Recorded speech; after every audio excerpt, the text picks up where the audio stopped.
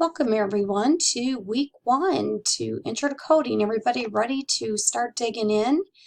This week we're just going to start off by again having discussion. Everyone's going to introduce themselves, and I do have a selfie assignment. So I'm sure everybody has some experience with the selfie. If not, have a friend take a picture of you and your textbook. So this is going to be the ICD-10 CM, ICD-10 PCS Coding Handbook 2019. Now this book here you are going to use all the time.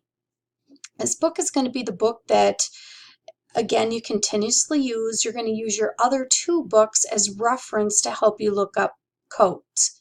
So again, we're just going to start off the week by going through chapters 1, 2, and 3. I will have PowerPoints. You are going to learn how all this coding developed and what it is all for, different formats, guidelines, the Uniform Hospital Discharge Data Set. So a lot of great things you're going to learn this week. And again, our program learning outcomes will be we're going to utilize various software systems down the road.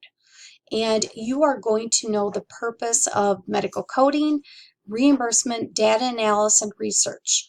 And our CLO is going to be Think Critically. If anybody has questions for this week, just make sure you send me an email.